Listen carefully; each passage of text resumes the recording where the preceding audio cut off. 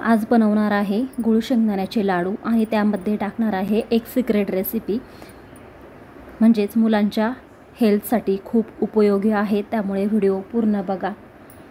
गुळ शेंगदाणे लाडू खाण्याचे फायदे तर आपण वेगवेगळ्या रेसिपी पाहत असतो आणि करतो, पण त्यामुळे आपल्या शरीराला काय फायदा होतो हे आपण पाहत नाही। तर आज मी गुळ शेंगदाणा लाडू करून दाखवणार, त्याबरोबर हे लाडू खाल्ल्याने काय फायदा होतो हे देखील सांगणार आहे। इथे शेंगदाणे भाजून घेते, जास्त पण आपल्याला करपवायचे नाही, मध्यम स्वरूपात आपल्याला हे थोडेसे लालसर रंगावरती भाजून घ्यायचे आहे आणि मीडियम गॅसवरती, फुल गॅस सोडायचा नाही। जर फुल गॅस सोडला तर शेंगदाणे करपू शकतात, फक्त वरून आणि आतमध्ये कच्चे राहतात, त्यामुळे मीडियम गॅसवरती आपल्याला शेंगदाणे भाजून घ्यायचे आहेत। आणि यामध्ये मी सिक्रेट टाकणार आहे ते म्हणजे बदाम आणि काजू। हे तर मी आत्ता स्टार्टिंगलाच दाखवलं व्हिडिओमध्ये, पण ते तशी मुलं आपली खात नाही, त्यामुळे लाडूमध्ये आपल्याला हे शेंगदाणे जेव्हा बारीक करतो तेव्हाच आपल्याला ते बदाम काजू बारीक करून घ्यायचे आणि लाडूमध्ये मिक्स करून त्याचे लाडू बांधायचे आहे। मुलांच्या हेल्थसाठी खूप उपयोगी आहे। आणि तसं तर गुळ शेंगदाणे लाडू करताना तुपाची पण गरज लागत नाही, पण टाकलं तर अतिउत्तम, म्हणजे जास्त पौष्टिक होतं ते तुपामुळे आणि वास पण सुगंधी येतो। आता इथे मी फॅन खाली शेंगदाणे गार करण्यासाठी ठेवले आहे, हे आपल्याला थंड करून घ्यायचे आणि मगच मिक्सरवर बारीक करायचं आहे। जर गरम शेंगदाणे जर असताना जर आपण मिक्सरमध्ये बारीक केलं तर ते व्यवस्थित बारीक पण होत नाही आणि मिक्सरचं जे भांडं आहे ते पण लवकर खराब होतं, त्यामुळे थंड करूनच, कधी पण काहीही असलं तरी आपल्याला थंड करूनच बारीक करायचं आहे। ते कॅमेरा थोडा हलल्यामुळे शॉर्ट व्हिडिओसारखं दिसते, पण पुढे आहे व्यवस्थित व्हिडिओ। इथे बारीक करतानाच मी बदाम आणि काजू टाकलेला आहे।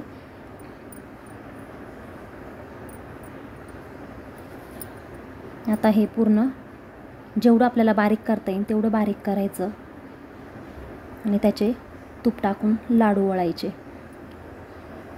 तर गुळ शेंगदाणे खाल्ल्यावर रक्त वाढते हे तर सगळ्यांनाच माहिती आहे, पण फक्त गूळ किंवा गूळ वेगवेगळे किंवा शेंगदाणे असं वेगवेगळे खाल्ले तरी फायद्याचेच आहे, पण या दोघांचे मिश्रण म्हणजेच लाडू खाल्ल्याने जास्त फायद्याचे आहे। मुलांच्या सर्वांगीण विकासासाठी लाभदायक आहे। गुळ शेंगदाण्यामध्ये खूप प्रथिने व कॅल्शियम असतात, यामुळे हाडे मजबूत होतात। गुळ शेंगदाणे खाल्ल्यावर कोलेस्ट्रॉलची लेवल कंट्रोलमध्ये राहते, हृदयाचे विकार तुमच्यापासून लांब राहतात। गुळामध्ये मॅग्नेशियम, पोटॅशियम जास्त प्रमाणात असते।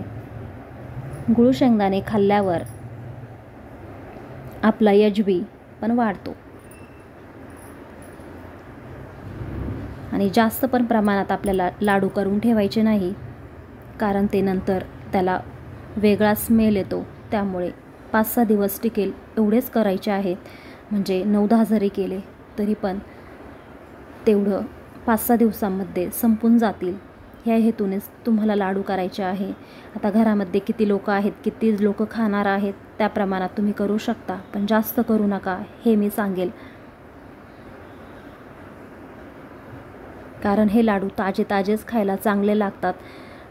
माहिती आहे की महिनाभर टिकतात, खूप लोक पण सांगतात की गुळ शेंगदाणा लाडू महिनाभर टिकतात, तुम्ही प्रवासात पण घेऊन जाऊ शकता, पण जी टेस्ट आत्ता ताजे बनवल्यावर लागते ती जास्त दिवस लाडू राहिल्यावर ती टेस्ट लागत नाही। म्हणून सांगते की तुम्ही घरीच जर बनवणार असाल खाण्यासाठी तर तुम्ही ताजे बनवा, म्हणजेच 5-6 दिवसांनी बनवा, तरच ते छान लागतील। शक्यतो छोट्या प्रमाणातच बनवायचे, जास्त मोठे पण बनवायचे नाही, कारण जास्त एका वेळी एवढे शेंगदाणे खाणं पण चांगलं नाही। कुठलाही पदार्थ आपण प्रमाणातच खाल्ला पाहिजे।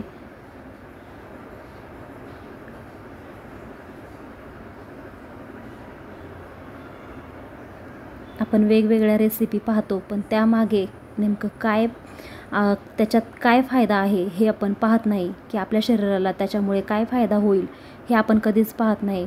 मग ती रेसिपी तेलकट असू दे किंवा जास्त तुपाची किंवा जास्त आंबटपणा, पण त्यामुळे शरीराला काय फायदा किंवा काय नुकसान होतं हे आपण पाहत नाही त्याच्यामागे. पण ते पण आपण पाहिलं पाहिजे, कारण शरीराची काळजी ही आपणच घेतली पाहिजे. व्हिडिओ आवडला असेल तर चॅनलला सबस्क्राईब नक्की करा, लाईक करा, शेअर करा. धन्यवाद.